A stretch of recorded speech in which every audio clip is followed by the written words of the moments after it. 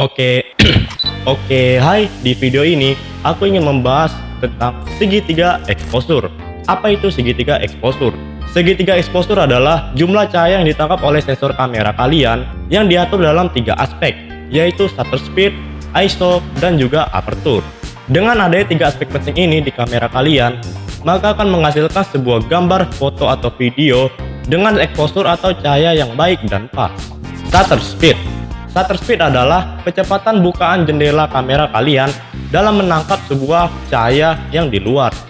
Shutter speed ini diukur dengan satuan S atau speed, yang biasanya di kamera kalian tuh ada tulisan semisalnya 1/50, 1/80, 1/160, dan seterusnya.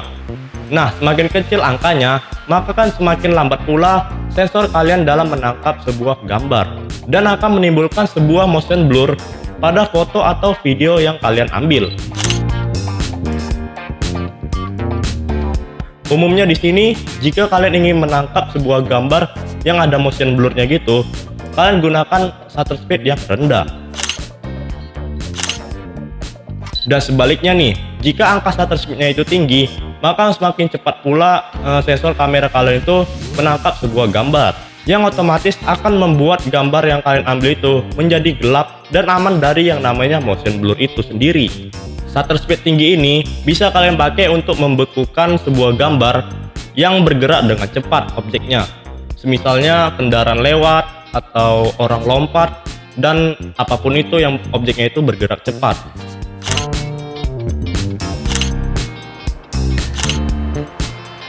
Aperture. Aperture atau diafragma adalah seberapa besar bukaan lensa kamera kalian dalam menangkap cahaya. Aperture ini ditulis dengan satuan F, atau di kamera kalian tuh ada yang namanya misalnya f1,8, f2,8, f3,5, f5,6, dan seterusnya. Semakin kecil angka F-nya, maka akan membuat gambar yang kalian tangkap itu menjadi ada blur bokehnya gitu di belakang objek tersebut. Sebaliknya nih, jika kalian memakai F yang tinggi, maka akan membuat titik fokus yang kalian ambil itu menjadi fokus yang luas gitu, atau yang tidak ada nama itu bokeh atau blur.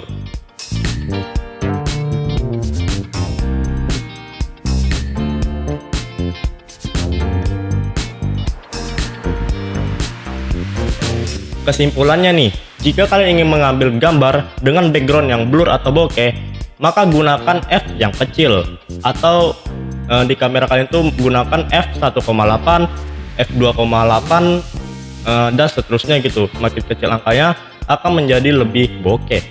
Dan jika kalian ingin mengambil gambar dengan titik fokus yang luas, maka kalian gunakan F yang tinggi, semisalnya f3,5, f5,6, f8, dan seterusnya. Sesimpel itu kan. ISO.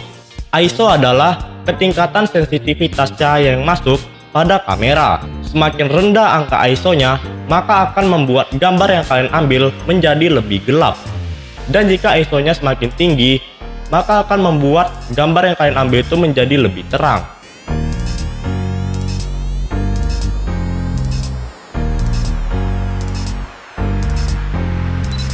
Jadi kesimpulannya, gunakan ISO yang rendah jika kalian lagi berada di tempat yang terang. Semisalnya kalian lagi berada di luar ruangan yang itu lagi di siang hari atau di sore hari gitu.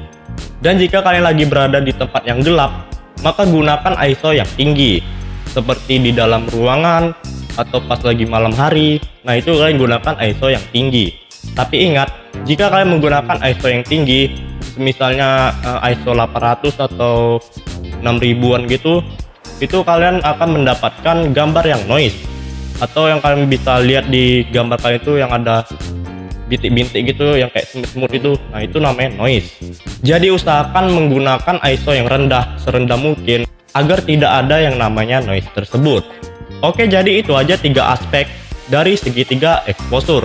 Aku harap kalian bakalan paham setelah nonton video aku kali ini, bagi yang belum paham, dan coba praktekkan di kamera kalian tentang segitiga exposure ini.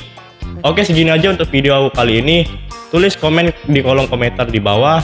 Bagi yang ingin bertanya atau request video, aku bakal senang kali untuk menjawab pertanyaan kalian di kolom komentar tersebut. Thank you banget yang sudah nonton video ini dari awal sampai habis, and see you next time lagi di video selanjutnya, and bye.